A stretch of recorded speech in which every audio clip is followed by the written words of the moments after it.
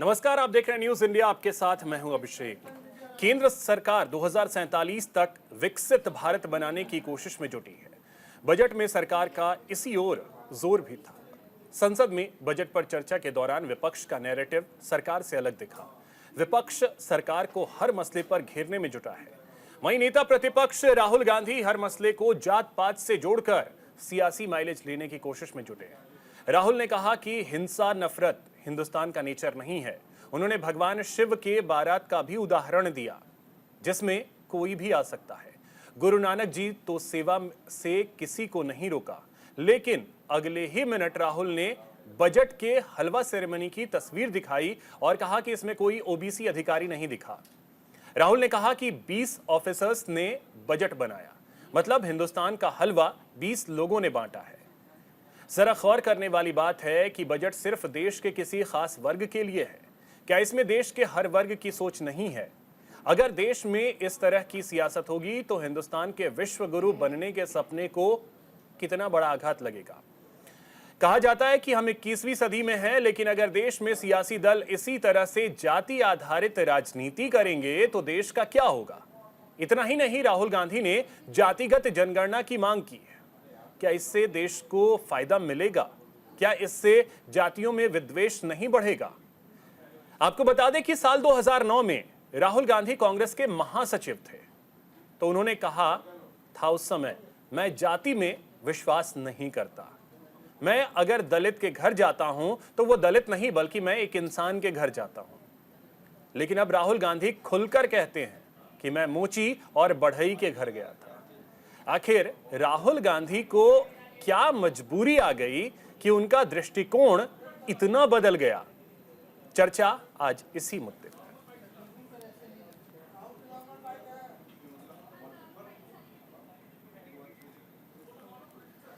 तो इसमें सबसे बड़ा सवाल यही है कि 15 सालों में ऐसा क्या हो गया कि राहुल गांधी की सोच बिल्कुल 180 डिग्री घूम गई।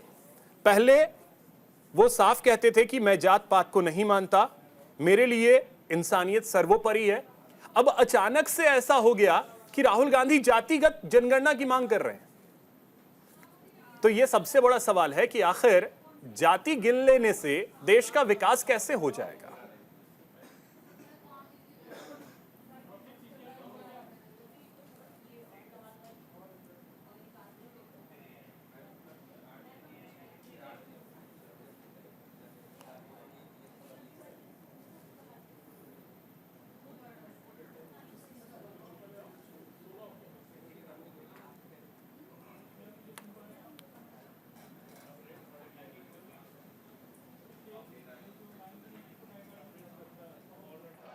मैं देख रहा हूं सर, सरकार हलवा बांटती जाती है और बांटता कौन है? वही 2-3% लोग, और बंटता किसको है? वही 2-3% लोग। और बाकी हिंदुस्तान 90% हिंदुस्तान देख। फाइनेंस मिनिस्टर मुस्कुरा रही है। कमाल की बात है, ये हंसने की चीज नहीं है मैडम। हिंदू धर्म में चक्रव्यूह का ऑपोजिट क्या होता है जानते हो आप चेयर को एड्रेस। मैं बताता हूं सर। शिव की बारात होती है सर। शिव की बारात में कोई भी आ सकता है, किसी भी धर्म का कोई भी व्यक्ति आ सकता है, बारात में आ सकता है, नाच सकता है, गा सकता है, अपना सपना देख सकता है। सर, गुरु नानक जी, सिखों की बात करी जाए तो सेवा करने से किसी को नहीं रोका जा सकता है, लंगर से किसी को बाहर नहीं फेंका जा सकता है। सर, इस्लाम में कोई भी मस्जिद में आ सकता है, चर्च में कोई भी घुस सकता है, संघा में कोई भी आ सकता है सर, मगर इनके चक्रव्यूह में सिर्फ 6 लोग हैं सर। तो ये लड़ाई शिव की बारात और चक्रव्यूह के बीच में है। में जाति जनगणना की बात उठी, जो पूरा देश चाहता है। 90% हिंदुस्तान 95% जाति जनगणना चाहता है। कौन चाहते हैं? दलित चाहते हैं, आदिवासी चाहते हैं, पिछड़ा वर्ग चाहता है, गरीब जनरल कास्ट के लोग चाहते हैं, माइनॉरिटी चाहते हैं, सब चाहते हैं, क्योंकि सब लोगों को यह पता लगाना है कि हमारी भागीदारी कितनी है, हमारी हिस्सेदारी कितनी है। मगर सर, मैं देख रहा हूं सर, सरकार हलवा बांटती जाती है, बांटती जाती है, बांटती जाती है, और बांटता कौन है? वही 2-3% लोग, और बंटता किसको है? वही 2-3% लोग।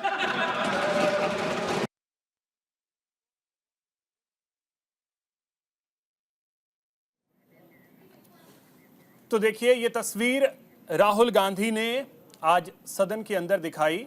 हलवा सेरेमनी की ये तस्वीर थी जिसमें राहुल गांधी का ये कहना था कि इसमें कोई ओबीसी वर्ग का अधिकारी नहीं है, इसमें कोई दलित वर्ग का अधिकारी नहीं है।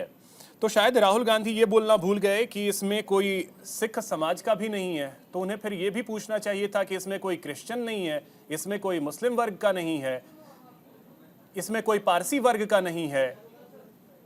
शायद राहुल गांधी इनको एड्रेस करना भूल गए। क्योंकि सियासत सिर्फ हिंदू में जो धर्म है, हिंदू धर्म में जो जातियां हैं, सियासत का केंद्र तो वही होंगे। लेकिन 21वीं सदी में जात पात करके मिलेगा क्या, यह सबसे बड़ा सवाल है। यही वो राहुल गांधी हैं जो आज से 15 साल पहले साल 2009 में यह कहा करते थे कि मैं जात पात को नहीं मानता। अचानक से इतना जातिवादी कैसे, ये सबसे बड़ा सवाल है। और इसका जवाब शायद राहुल गांधी को और कांग्रेस को देना चाहिए कि अचानक से जाति जाति करने से क्या मिलने वाला है।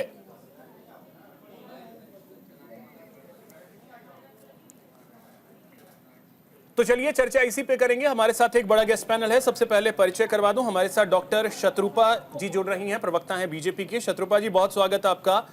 भूपेश यादव जी हमारे साथ हैं, प्रवक्ता हैं कांग्रेस के। भूपेश जी, बहुत स्वागत आपका। हमारे साथ गौरव चाचरा जी हैं, प्रवक्ता हैं समाजवादी पार्टी के। गौरव जी, बहुत स्वागत आपका। निपुण आलमबाइन जी हमारे साथ हैं, राजनीतिक विश्लेषक हैं। निपुण जी, बहुत स्वागत। साथ ही हमारे साथ राजलक्ष्मी जोशी जी हैं। राजलक्ष्मी जी, बहुत स्वागत आपका न्यूज इंडिया पर। चर्चा की शुरुआत भूपेश जी आप ही से करेंगे। अचानक से इतना जाति जाति, मतलब जाति है कि जाति नहीं, हमने ये फिल्म में सुना था और ऐसा लग रहा है कि वाकई में जाति का पीछा तो अब कोई पार्टी छोड़ना नहीं चाहती है, और खास करके अब कांग्रेस। अभिषेक भाई, 90% देश की जनता की बात करना गलत है क्या?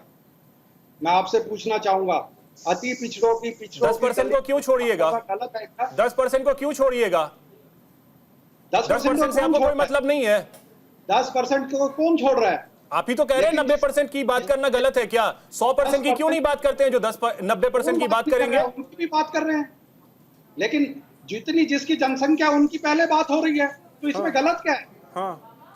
आप बताइए मुझे, गलत क्या है? अगर देश 90% जनता की बात की जाए, उनके हक की लड़ाई लड़ी जाए, किसानों की, पिछड़ों की, अति पिछड़ों की बात की जाए, तो इसमें गलत क्या है? और आप लोगों को तकलीफ क्या है इस बात से? तकलीफ बस इतनी सी है कि हम बात करते हैं हिंदुस्तान की, हिंदुस्तानी की। आप हिंदुस्तानी की बात कीजिए ना। आप दलित, SC ST OBC ये क्यों करते हैं? 90% लोग हिंदुस्तानी नहीं है क्या? 10% हिंदुस्तानी नहीं है क्या? कौन कह रहा है कि हम वो 10% हिंदुस्तानी नहीं है जिनकी बात आप नहीं कर रहे हैं? हम तो, कौन कह रहे हैं हम उनकी बात नहीं कर रहे थे? आप खुद बोल रहे हैं कि 90% की बात करना गलत है क्या? हम तो कह रहे हैं, हम तो सभी की बात कर रहे हैं। सर, सभी की बात आपने नहीं की, आपने तो शुरुआत ही किया 90% से।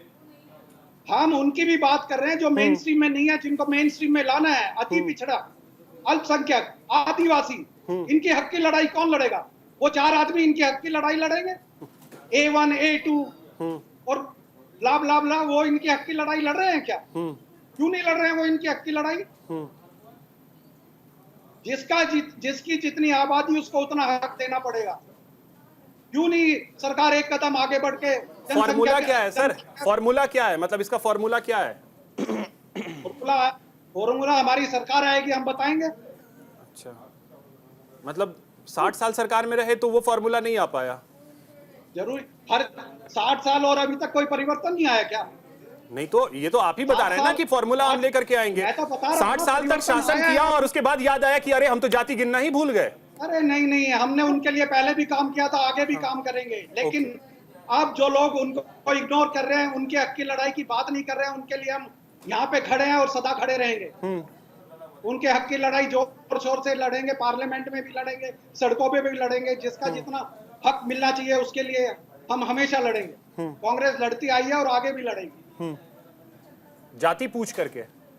हाँ, जाति पूछ करके, जाति आपको जाति जनगणना से प्रॉब्लम क्या है? जाति जनगणना से जाति जनगणना से मिलेगा क्या, ये तो बताइए। अरे मैं कह रहा हूँ, आप मिलेगा जाति क्या? जनगणना होने तो दीजिए, फिर बताएंगे मिलेगा क्या। बिहार में क्या मिल गया? बिहार में करवा तो लिया था, क्या मिल गया बिहार में? मिला ना, क्या मिल सरकार गया? गिरा दी भाजपा ने। हाँ, उसको काउंटर करने के लिए खरीद फोर्स की सरकार गिरा दी, तो वो उसका हक देना ही नहीं चाहते, नहीं तो पता चलता क्या मिल गया। पता चल जाता हम क्या देते क्या नहीं मिलता। तो इतनी जल्दी क्या थी? नीतीश कुमार जी को सेट किया, पाला बदला, सरकार गिरा दी। ठीक है, इन सब चीजों का जवाब तो देना पड़ेगा ना। ठीक है। गौरव जी, आप लोग तो पीडीए लेकर के चल रहे हैं, जातिगत जनगणना के समर्थन में आप लोग भी हैं क्या, कि जातियों की गणना होनी चाहिए? जी बिल्कुल, जातिगत जनगणना जब तक नहीं होगी तब तक सामाजिक न्याय नहीं आएगा। अच्छा। जाति जनगणना इसलिए चाहिए कि जितना पीडीए के ऊपर उत्पीड़न अत्याचार भारतीय जनता पार्टी की सरकार में हुआ है, किसी सरकार में नहीं हुआ। चाहे वो 69,000 शिक्षक भर्ती ले लो, चाहे इनके अपमान करने की स्ट्रेटजी देख लो। आज पिछड़ों के सबसे बड़े नेता माननीय राष्ट्रीय अध्यक्ष श्री अखिलेश यादव जी का एग्जाम्पल अगर मैं ले लूं, तो इन मुख्यमंत्री आवास खाली कराते हुए इन्होंने गंगा जल से मुख्यमंत्री आवास को धुलवाया।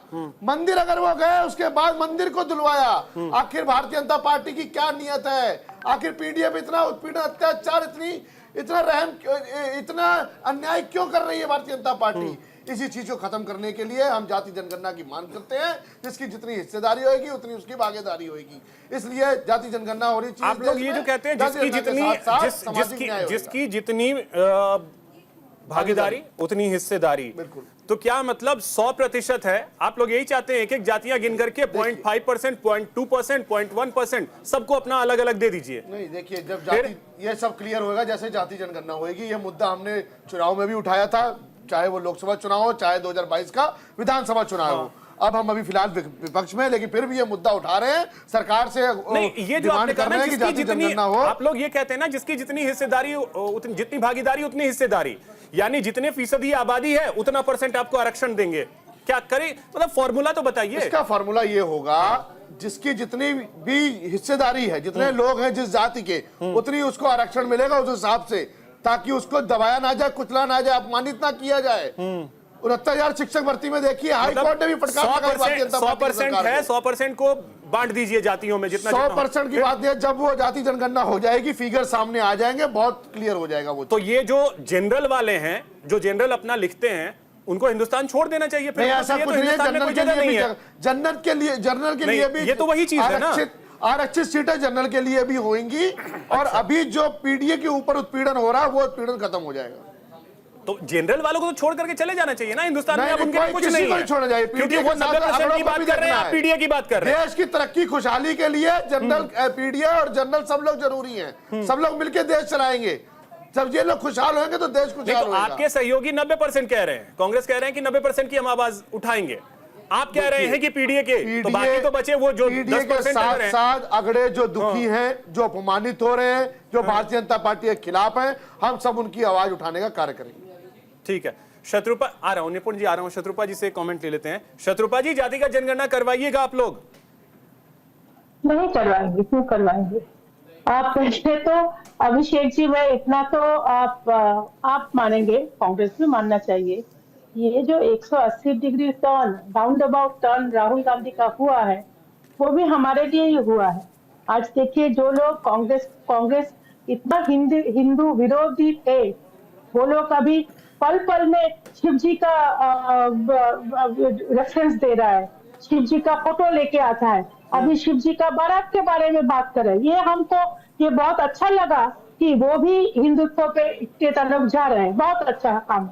और बाकी रहा आरक्षण का बात, आरक्षण तो बाद में, पहले वो सेंसस मांग रहा है, जनगणना मांग रहा है।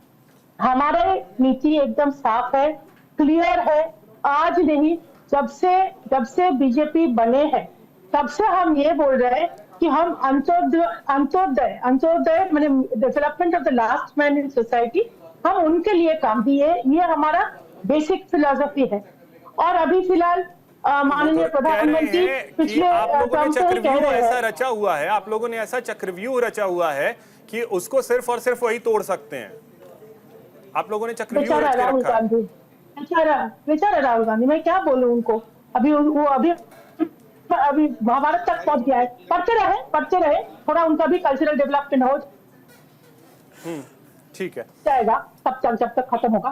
कब खत्म होगा वो नहीं पता, लेकिन फिलहाल मैं अपना स्टैंड बता दूं। हम भी आरक्षण चाहते हैं। हम चाहते हैं कि सिर्फ 4 हमारा जो जैसे हम देखते हैं समाज को, 4 हम स्टेटा देखते हैं। एक है यूथ, जो कि जो नया है, जो यूथ है, जो एक है नारी, एक है गरीब और एक है किसान। माननीय प्रधानमंत्री के नजरिए से देखा जाए तो ये 4 तरह के जो मेंबर्स हैं, जो हमारा जो पूरा देश भर में नारी, युवा समाज, यूथ, गरीब और किसान, इन्हीं के लिए आरक्षण अगर होना चाहिए तो इन्हीं के लिए होना चाहिए। जो इकोनॉमिकली बैकवर्ड है, तो जो सिंपल किसान है, जो हमारा अन्नदाता आर्थिक है, आरक्षण की तरफ बढ़िए ना आप लोग, आर्थिक आरक्षण की तरफ बढ़िए, खत्म कीजिए जो ये आरक्षण की प्रक्रिया है, जो प्रोसेस है, खत्म कीजिए इसको। हम वही बोल रहे हैं। हमारा नजरिया यही है कि सिर्फ एंड सिर्फ और इकोनॉमिक बैकवर्डनेस, और economic backwardness for who, for these 4 kind of people, youth, women, poor and the farmer, जो अन्नदाता है। ठीक है निपुण जी, अब आज 21वीं सदी में हम पूछे कि भैया बता दो तुम्हारी जात क्या है, हमने तो शुरू से यही सीखा है, जात ना पूछो साध की, और अब हम पूछे कि भैया बता दो तुम्हारी जाति क्या है। हाँ अभिषेक जी, देखिए बहुत सुंदर प्रश्न है आपका, और मैं थोड़ा सा इस पूरे मुद्दे के ऊपर थोड़ा तकनीकी बातें भी करूंगा। देखिए बात अभी जैसे कांग्रेस के प्रवक्ता ने बोला 90%, इन्होंने शायद मैक्स वेबर की थ्योरी पढ़ी है। मुझे लगता है कांग्रेस पार्टी वहीं से प्रभावित है, यूरोप से प्रभावित है। गांधी जी की बात करें, कौटिल्य की बात करें, उन्होंने सर्वोदय की बात की, सबके कल्याण की बात कही, 90 हो या 10% हो, ऐसी बात मैक्स वेबर और हर्बर्ट स्पेंसर बोला करते थे, जो भाई साहब ने बोली। पहले तो वो टिप्पणी में कर दूं। दूसरी बात मैं पूछना चाहता हूँ कांग्रेस से भी और सपा से भी, दोनों से। 1931 में पहली बार जनगणना हुई थी, जातिगत जनगणना। जनगणना तो 18वीं शताब्दी से हो रही है, लेकिन 1931 पहली बार जनगणना हुई थी। और जनगणना करने का ब्रिटिश का मोटिव क्या था, ये मुझे पता है, आपको पता है भाई, मुझे जानता हूँ, कांग्रेस के प्रवक्ता भी जानते हैं। 1951 में भी जातिगत जनगणना की बात हुई थी, लेकिन अंबेडकर जी, नेहरू जी, सब ने मना किया कि जो ब्रिटिश की बंटवारे वाली, यानी विभाजन वाली जो राजनीति थी, वो हम नहीं करेंगे। फिर 2011 में आपने जातिगत जनगणना कराई, लेकिन आपने उसका डाटा पब्लिश नहीं किया, पब्लिक डोमेन में रखा। क्यों नहीं रखा? उसमें कहा कि तकनीकी की दिक्कत है, उपजातियां इतनी हैं, उसको हम बता नहीं पाएंगे, बहुत सारी टेक्निकल इश्यूज हैं, हम बता नहीं पाएंगे। मैं पूछना चाहता हूं, कांग्रेस ने क्या नेहरू जी को छोड़ दिया? कांग्रेस ने क्या मैक्स वेबर को पकड़ लिया, हर्बर्ट स्पेंसर को पकड़ लिया, गांधी जी को छोड़ दिया? कांग्रेस ने क्या अंग्रेजों की नीति को अपना लिया? और तीसरी बात, 2011 में जब इन्होंने जातिगत जनगणना कराई तो उन्होंने पब्लिक डोमेन में क्यों नहीं रखी? इसका मतलब कहीं ना कहीं मनमोहन सरकार का एडमिनिस्ट्रेशन एक फेल एडमिनिस्ट्रेशन था, जो लागू नहीं कर पाया, पहली बात। दूसरी बात है कि जातिगत जनगणना संवैधानिक तरीके से हम बात करें, आर्टिकल 340 में कहता है ऐसा हो सकता है, इसमें कोई बुराई नहीं है कि गैर संवैधानिक है। पर बात यह है कि मंशा क्या है। अभी आपने एक बड़ी बात, अच्छी बात बोली कि 2009 में राहुल गांधी कह रहे थे कि मैं जाति के विरुद्ध हूं।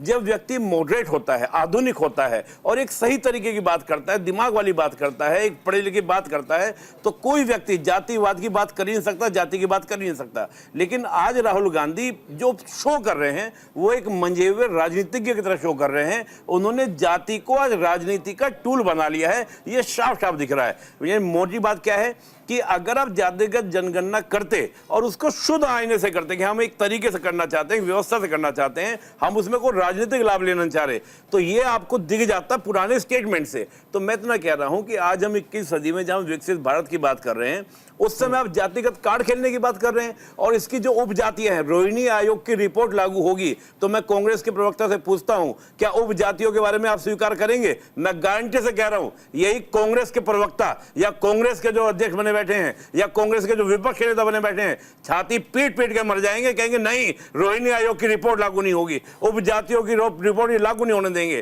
क्यों? क्योंकि मलाई। और दूसरी बात, मैं एक बड़ी टिप्पणी कर दूं हलवे के ऊपर, मुझे लगता है कई बार राहुल गांधी को जो कोई समझाता है वो तरीके से नहीं समझाता है। जो सेक्रेटरी बनता है आईएएस में, अगर आपका किसी का भी सिलेक्शन होता है, अधिकारी बनता है, उसको अभिषेक जी 25 से 30 साल लग जाते हैं सेक्रेटरी बनने पर। अब आप देखिए 2014 में बीजेपी आई है, तो आज जो सेक्रेटरी लेवल के अधिकारी बैठे हैं जो बिल बजट बना रहे हैं, क्या वो मोदी सरकार ने घुसा दिए? तो इनके घुसाए हुए हैं। दिक्कत इनको ये है कि हमारे परिवार को नहीं मिल रहा। और ये शंकर जी की बात कर रहे हैं, शंकर जी भगवान शिव की सबसे बड़ी बात थी त्याग करना। राहुल गांधी त्याग करें, सोनिया गांधी त्याग करें, कांग्रेस क्यों हाथ में रहेगी? और यही बात है सपा के लिए, क्यों सपा हाथ में रहेगी अखिलेश यादव की? क्या गौरव यादव जी हमारे साथ बैठे हुए हैं, क्या भाई साहब को नहीं मिल सकता सपा को चलाने का अधिकार? सबसे पहले शिव भगवान से सीखिए त्याग करना, जब शिव जी की बात कीजिए। लक्ष्मी जी, आपसे भी ये कमेंट चाहेंगे कि यही राहुल गांधी थे 2009 में ये कहते हैं कि मैं अगर एक दलित के घर जाता हूं तो वो दलित नहीं बल्कि मैं एक इंसान के घर जाता हूं, मैं जात पात को नहीं मानता। ठीक 14-15 साल बाद अचानक से राहुल गांधी को याद आता है कि हर किसी की जाति पहले पूछ लो देश वालों से। हाँ, नमस्ते अभिषेक जी। नमस्ते। बात यह है कि उनके आज स्ट्रेटेजीज बदल गए हैं, तो इसीलिए उनका जो पॉलिटिकल स्ट्रैटेजी है वो चेंज हो गया है। तो तभी उस वक्त जो उनका चला नहीं, तो उनको लगता है कि वो उस वक्त जो चला नहीं, उनको ऐसा लग रहा है कि उन्होंने उस वक्त अगर जाति का कार्ड हाथ में लिया होता तो चल जाता। तो इसीलिए आज वो जाति जनगणना के पीछे पड़े हुए हैं। और एक और बात मैं बोलूं कि वो उन्होंने शिव जी की बारात की बात नहीं की, उन्होंने किसी शिव की बारात की बात की। देखिए वो किस तरीके से वो शिव जी की फोटो ऐसे ही दिखाते हैं पार्लियामेंट में, ऐसे इस तरीके से। कॉन्स्टिट्यूशन तो वो जेब में लेके घूमते हैं। आप सोचिए कि इतने बड़े हस्ती हैं वो कि वो कॉन्स्टिट्यूशन अपनी जेब में रखते हैं और वो शिव की बारात की बात कर रहे हैं। कौन सा शिव है? शिव उनके कोई दोस्त है, कोई मित्र है उनके, कि वो शिव की बारात की बात कर रहे हैं। और देखिए ये, और एक और बात मैं कहूँ कि जब धर्म की बात आती है तो वो कहते हैं कि जो अल्पसंख्यक है उनको सबसे पहले हक होना चाहिए हर विषय पे। और अभी कहते हैं कि जातियों में जब बात आती है तो कहते हैं कि जिसकी जितनी आबादी उसकी उतनी हिस्सेदारी। अभी देखिए ये तो दोगला मापदंड हो गया। यही विषय तो आप धर्म के विषय में भी बोलिए ना वैसे ही। फिर तो अगर हर विषय में ऐसा क्यों होना चाहिए? जो इनकम टैक्स भरते हैं उनकी जो संख्या है वो भी तो कम है। आप उसमें भी वही देखिए कि जो जिसकी उसमें आप वो देखिए ना कि जो अल्पसंख्यक है उनकी आप इंटरेस्ट हमेशा आगे रखिए। जो पारसीज हैं, जो जैन हैं, टैक्स भरते हैं, वो लोग टैक्स भरना छोड़ दें फिर। जी बिल्कुल। क्यों वो टैक्स भरते जा रहे हैं? उनकी बात कोई नहीं करेगा। आज जो उन्होंने मिडिल क्लास की बात की अभिषेक जी, आप सोचिए कि यही मिडिल क्लास, वो चाहते हैं कि यही मिडिल क्लास पैसे भरे, इनकम टैक्स भरे और उसी बल पर वो उनको फ्रीबीज देंगे, उनको वो जो हक बोलते हैं, जो न्याय बोलते हैं, वो न्याय। ठीक है राजलक्ष्मी जी, एक छोटे से ब्रेक के लिए मुझे रुकना है। ब्रेक के बाद मैं सीधे आपके पास फिर से आता हूं, आप अपनी बात पूरी कीजिएगा। छोटे से ब्रेक के बाद एक बार फिर से आप सभी का स्वागत है। हम चर्चा की ओर बढ़े उससे पहले राहुल गांधी के बयान को भी आपको एक बार फिर से सुनवाते हैं और उस पर प्रतिक्रिया आई है अनुप्रिया पटेल की, वो भी आपको सुनवाएंगे। हिंदू धर्म में चक्रव्यूह का ऑपोजिट क्या होता है जानते हो आप चेयर को एड्रेस। मैं बताता हूं सर, शिव की बारात होती है सर। शिव की बारात में कोई भी आ सकता है, किसी भी धर्म का कोई भी व्यक्ति आ सकता है, बारात में आ सकता है, नाच सकता है, गा सकता है, अपना सपना देख सकता है। सर गुरु नानक जी, सिखों की बात करी जाए, देश में स्पीकर सर, देश में ये कौन कर रहा है? तकरीबन 73% दलित, आदिवासी और पिछड़े वर्ग के लोग हैं और ये हिंदुस्तान की मेन शक्ति है, स्ट्रेंथ है। और सच्चाई है कि इनको कहीं भी जगह नहीं मिलती है। इनको बिजनेस में जगह नहीं मिलती है, इनको कॉर्पोरेट इंडिया में जगह नहीं मिलती है, इनको सरकारों में जगह नहीं मिलती है। सर मैं देख रहा हूं सर, सरकार हलवा बांटती जाती है और बांटता कौन है? वही 2-3% लोग। और बंटता किसको है? वही 2-3% लोग। और बाकी हिंदुस्तान, 90% हिंदुस्तान फाइनेंस मिनिस्टर मुस्कुरा रही हैं। कमाल की बात है, ये हंसने की चीज नहीं है मैडम। सभापति महोदय, मैंने अभी माननीय एलओपी का भाषण सुना, मुझे लगा बजट भाषण होगा। बजट भाषण में बजट के अलावा सब कुछ था, केवल बजट नहीं था। यानी बजट के हलवा सेरेमनी का चित्र भी था, उसका भी उल्लेख था, कास्ट सेंसस का भी उल्लेख था, सब कुछ था, बस बजट नहीं था। सभापति महोदय, देश में सबसे लंबे समय तक कांग्रेस और यूपीए की सरकार रही है, और अगर अपने कार्यकाल में आपने बजट की हलवा सेरेमनी के चित्र की कमियों की चिंता की होती या कास्ट सेंसस की चिंता की होती, तो आज जो आप कह रहे हैं, इस देश के SC, ST, OBCs को आपकी चिंता जायज नजर आती। तो सुना आपने अनुप्रिया पटेल को। राजलक्ष्मी जी आपके पास आ रहे हैं, बात पूरी कीजिए फिर आगे बढ़ते हैं। आप अभिषेक जी, अनुप्रिया जी ने तो मेरे मुंह की बात छीन ली। मैं आपको ठीक वही कहने वाली थी कि अगर आप देखते तो अगर समझे कि चिदम्बरम जी से पूछा होता या मनमोहन सिंह जी से पूछा होता कि आपकी जो टीम है उसमें से कितने लोग ओबीसी हैं, कितने लोग SC, ST हैं और ये चित्र में कौन कौन है, तो अगर यही विषय उनसे भी पूछा गया होता तो फिर हो सकता है कि उनका भी यही जवाब होता। तो देखिए, ये जो है वो ये बड़ा ही कन्वीनियंट है उनके लिए ये कहना कि आपके जो चित्र है इसमें ये कमियां हैं। लेकिन आप मुझे बताइए कि ये इन्होंने 65 साल इनका जो कार्यकाल था, इसमें इन्होंने किया क्या? देखिए, अगर आप बिहार की बात लें एक उदाहरण के तौर पर, बिहार में सबसे ज्यादा जो है सत्ता में कौन रहा है, ये जो सत्ता में रहे ये आरजेडी और उनके जो अलाइज है वही रहे हैं ना। तो उन्होंने क्या उद्धार किया है बिहार के लिए? और उसमें जो जाति जनगणना करने की बात कर रहे थे जो उन्होंने की, और लेकिन उसका कुछ मतलब नहीं निकला। तो आप मुझे बताइए उन्होंने उन जातियों के लिए किया क्या?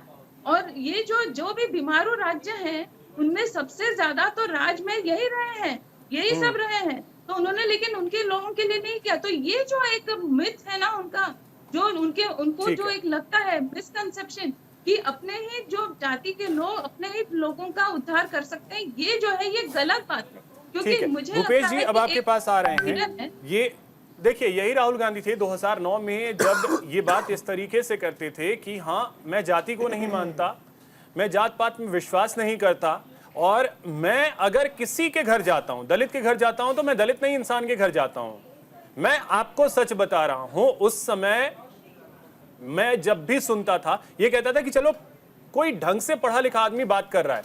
आज अचानक से राजनीति की ऐसी मजबूरी कि जात पात पे आ गए, इतना बदलाव कैसे?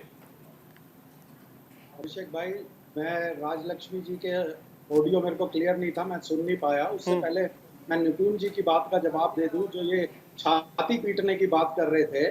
इन्हें प्रधानमंत्री जब खड़े होके मंच से कहते हैं कि मैं ओबीसी का पहला प्रधानमंत्री हूँ, तब वोट की बात आती है, वो मंच पे खड़े होके ये डिक्लेयर करते हैं कि मैं ओबीसी का पहला मंत्री हूँ, तब इन्होंने छाती नहीं पीटी। क्यों नहीं पीटी?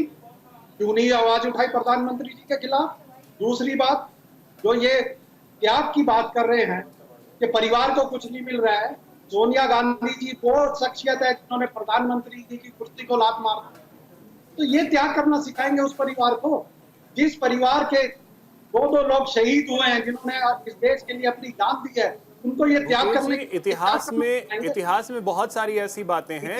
70 साल से अगर ये कह रहे हैं कि सोनिया गांधी ने लात मारी प्रधानमंत्री की कुर्सी को, अभिषेक भाई, ये अभिषेक इस स्टोरी के पीछे इस स्टोरी के पीछे जाएंगे भूपेश जी? अरे अभिषेक भाई, मुझे बोलने तो दीजिए। नहीं, बिल्कुल आप बोलिए, लेकिन प्रधानमंत्री के कुर्सी का तो सम्मान करते हुए बोलिए सर। आप लोगों को आज संसद में एक पिंजरे में बंद कर दिया, उसकी तो आवाज उठाई नहीं जाती, कांग्रेस के प्रवक्ताओं की आवाज आप बंद कर देते हैं। तो मुझे बोलने तो दीजिए, मुझे अपनी आवाज हाथ रखने दीजिए। तो मैं ये पूछना चाहता हूँ कि राजलक्ष्मी जी, निपुण जी आ रहा देता है, उसका त्याग नहीं दिखाई देता है कि उस परिवार ने देश के लिए क्या त्याग किया है। और रही अब राहुल गांधी की बात, जो आप बात करते हैं, जो आज भी वो इंसान को इंसान ही समझते हैं। अभी 2 दिन पहले की घटना है, वो एक एक नोची के यहाँ जाते हैं, उसकी दुर्दशा देखते हैं और अपनी तरफ से उसको एक मशीन भिजवाते हैं। तो ये संवेदनशीलता किसकी है? एक इंसान की है। और किसकी हो सकती है? ये किसी राजनेता की नहीं हो सकती। राजनेता तो सूट में पहन के घूमते हैं, विदेशों की यात्रा करते हैं, उनका कोई कनेक्ट नहीं है। राजलक्ष्मी जी आ रहा हूँ, वेट माफ कीजिएगा अभिषेक भाई, मोदी जी आज देश के प्रधानमंत्री हैं, लेकिन देश के नेता अब राहुल गांधी हैं और आने वाला समय ये आपको बता देगा, दिखा देगा, इसका ध्यान रखिएगा। नहीं, वो तो निपुण जी ने कहा कि अब राहुल गांधी परिपक्व राजनेता बन गए हैं।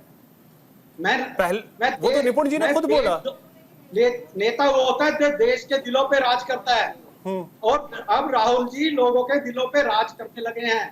जिस आदमी ने 4000 किलोमीटर और 6000 किलोमीटर की यात्रा की, जिस आदमी ने लोगों का दुख दर्द समझा, कंधे से कंधा मिलाकर, गले से गले मिलकर उनका दर्द साझा किया, ठीक है, वही आदमी इस देश को आगे आने वाले समय में बताएगा। ठीक है राजलक्ष्मी जी, जल्दी से 10 सेकंड में रिप्लाई कीजिए, जल्दी से 10 सेकंड में।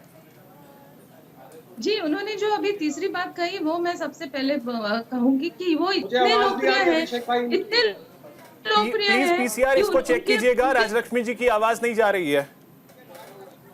बोलिए राजलक्ष्मी जी। जी, आपको मेरी आवाज सुनाई दे रही है? हाँ, आ रही, ऑन एयर आ रही है, भूपेश जी को नहीं मिल रही है।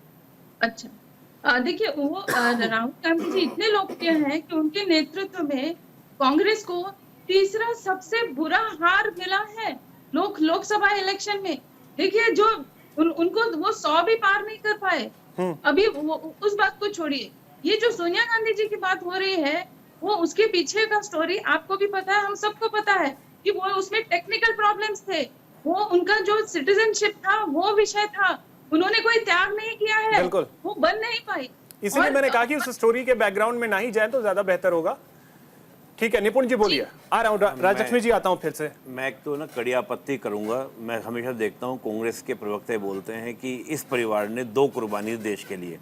अभिषेक जी, चाहे मेरे पिताजी हो, मेरे दादाजी हो, भारत के 140 करोड़ जो हिंदुस्तानी हैं, हर व्यक्ति देश के लिए जीता है। उसके पूर्वजों ने देश के लिए जान दी है, देश के लिए जी हैं, देश के लिए मरे हैं। और ये अगर आज़ादी की लड़ाई की बात करते हैं, ये एक ही परिवार को क्यों राह घूमते हैं? सुभाष जी ने देश के लिए जान नहीं दी, भगत सिंह ने देश के लिए जान नहीं दी, हजारों लाखों लोगों ने देश के लिए जान दी है। ये 2 लोगों की बपोती नहीं है, एक परिवार की बपोती नहीं है। देश मेरा भी है, देश भूपेश जी आपका भी है, आपके परिवार के लोगों ने भी देश के लिए कुर्बानी दी है। कुर्बानी ये नहीं कि गोली खा लेना। हर व्यक्ति, एक गरीब व्यक्ति जब पसीना बहाता ना, हर किसान जब खेत में काम करता है पसीना बहाता है, वो भी देश के लिए पसीना बहाता है, वो भी देश के लिए खून बहाता है। हजारों लाखों सैनिक जब तुमने 1952 आप अगर ये कहते हैं परिवार ने दिया है तो कहिए इसी परिवार ने देश का बंटवारा किया। कहिए इसी देश ने 1962 में चीन को क्या दी, हमारी जमीन दी है। बोलिए इसी परिवार ने 1974 में श्रीलंका को कच्चा तीवू दिया है। कहिए इसी परिवार ने नागालैंड में हमारे देश के लोगों के ऊपर गोलियां चलवाई थी। कहिए इसी परिवार ने। निपुण जी वापस जाति पे आते हैं, मत कहा कीजिए परिवार हर समय। गौरव जी हमारा भी परिवार है। ठीक है गौरव जी, देखिए 2009 का ये 9 की बात बार बार इसलिए करते हैं क्योंकि राहुल गांधी को आए उस समय 5-7 साल हुए थे।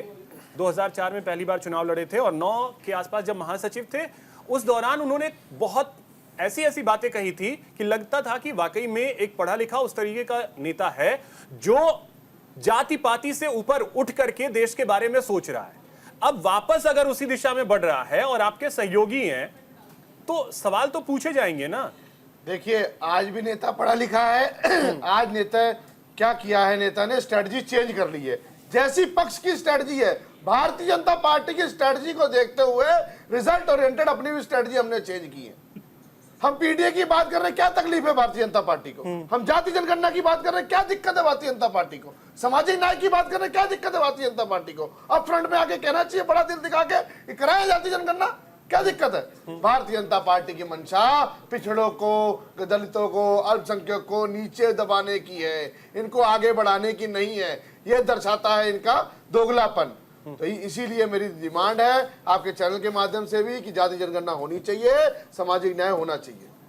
इसमें फायदा क्या है गौरव जी? फायदा तो समझाइए। फायदा आप समझाते नहीं है, सिर्फ कहते हैं कि होना चाहिए। फायदा तो बताइए। देखिए फायदा ये है, जो पिछड़ों पे, दलितों पे, अल्पसंख्यकों पे अत्याचार हुआ है, वो अत्याचार रुक जाएगा। जिसकी जितनी भागीदारी होगी उसको यही बात बोल करके आरक्षण दिया गया था। बार बार मैं यही कहना चाहता हूं, यही चीज बोल करके आरक्षण दिया गया था। जाति के हिसाब से उसको आरक्षण मिल जाएगा, जितनी हिस्सेदारी होगी। अभी उसको अप टू द मार्क नहीं मिल पा रहा है। आरक्षण दिया तो गया ना, अप टू द मार्क नहीं मिल पा रहा है। वही मैं कहना चाहता हूँ। अगर कुछ नहीं है तो जाति जनगणना करवा दे भाजपा, क्यों नहीं करवा रही है? बीजेपी आए, बड़ा दिल दिखाए। ठीक है शत्रुपा जी, करवा दीजिए जातिगत जनगणना। नहीं, हम क्यों करवाएं?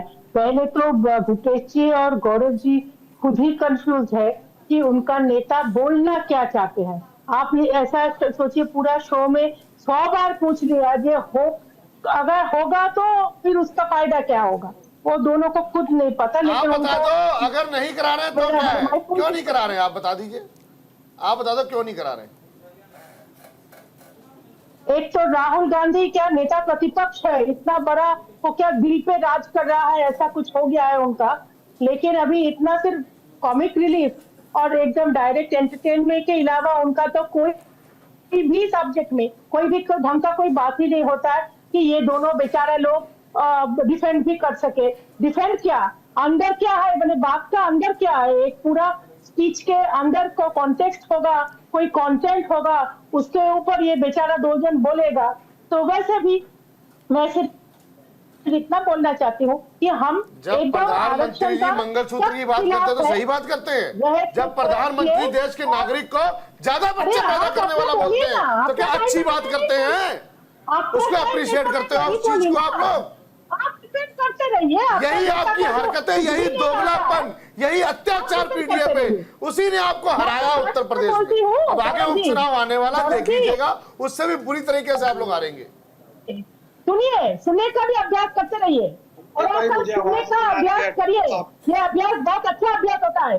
फिर बेटा का बात सुनिए, पूरा जो राज कर रहा है, सच में राज कर रहा है, जनता के राय के ऊपर राज कर रहा है, उनका बातें सुनिए, सुनने का अभ्यास कीजिए।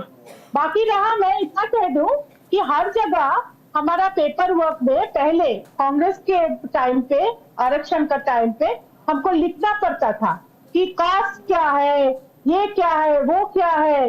लेकिन ये आप अगर देखिएगा कि पेपर वर्क भी बहुत सारा सिंप्लीफाई हो गया है। अभी बहुत कम डिटेल्स भरना पड़ता है अभी आजकल। तो अभी फिर से आरक्षण क्यों? हम तो बोल रहे हैं आरक्षण होगा, 4 श्रेणी के लिए होगा। जो लोग इकोनॉमिकली बैकवर्ड है, एक छोटा सा सवाल के लिए होगा। और भूपेश जी आपके पास आ रहा हूं एक छोटे से सवाल के साथ, उसके बाद राजलक्ष्मी जी और निपुण जी आपके पास आता हूं।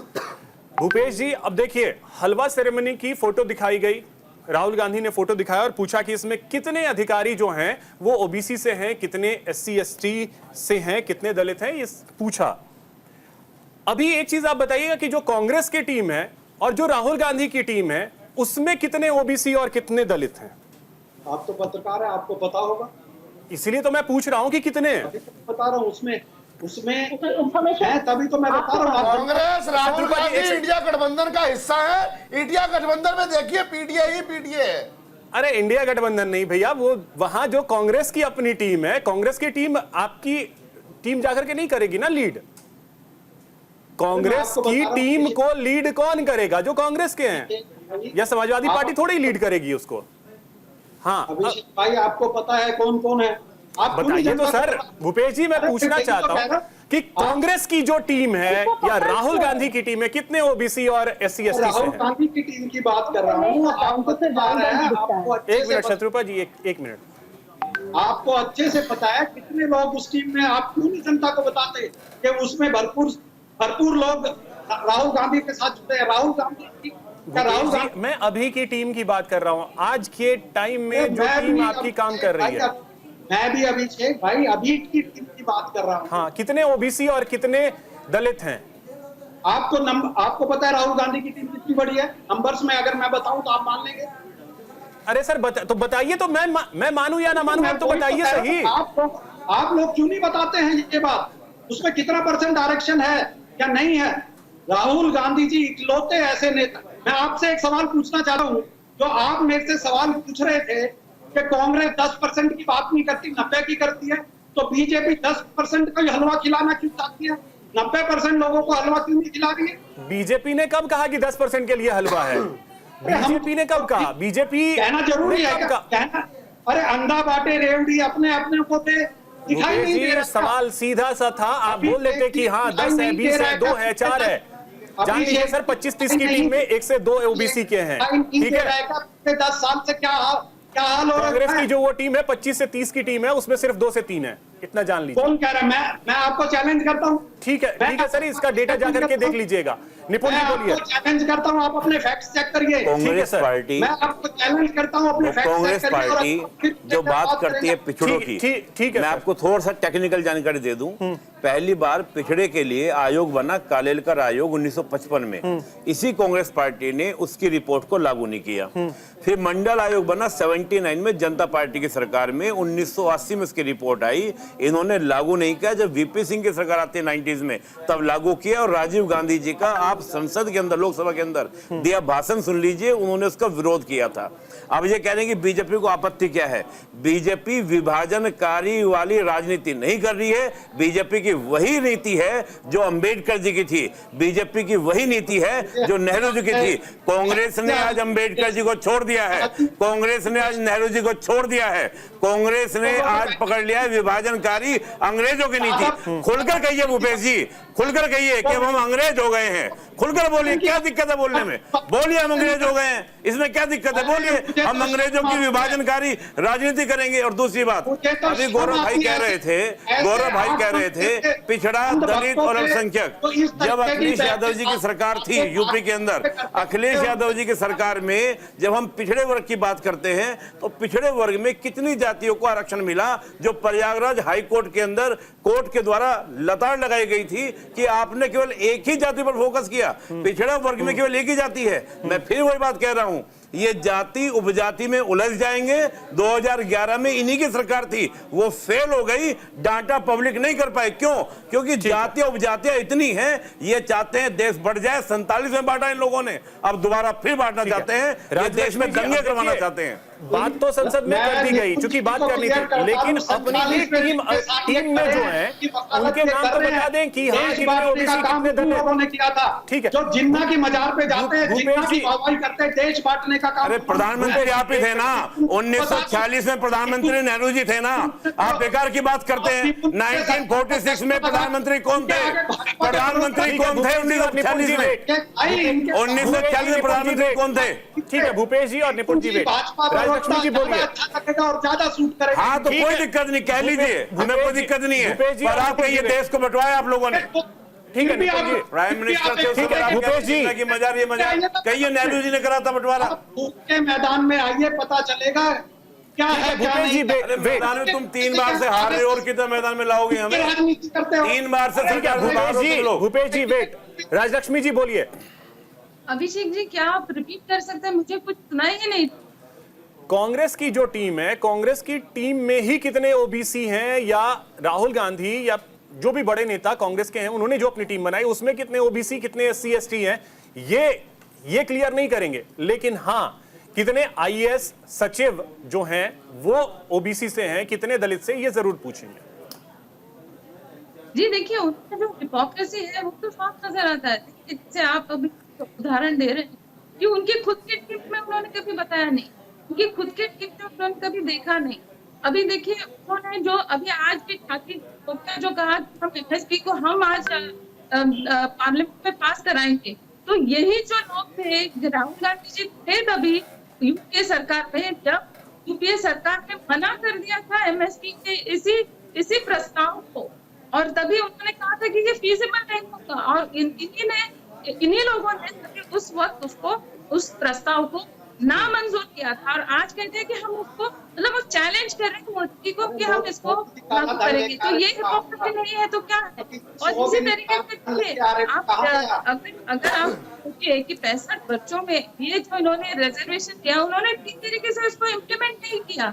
और ये जो जाति जनगणना होनी है उसपे ये तो कम से कम होना चाहिए कि इसका क्या असर हुआ, कितने जातियों पे क्या असर हुआ। अगर ये होता है ठीक है राजलक्ष्मी, देखिए बहुत बड़ा सवाल ये है कि क्या आज के वक्त में जातिगत जनगणना की कोई आवश्यकता है या नहीं। ये सवाल जनता भी सोच रही है कि आखिर इस समय अब जाति की क्या आवश्यकता है जब हम 21वीं सदी में हैं। फिलहाल बहुत शुक्रिया आप सभी का हमारे साथ जुड़ने के लिए और इस चर्चा में शामिल होने के लिए। फिलहाल इतना ही, नमस्कार।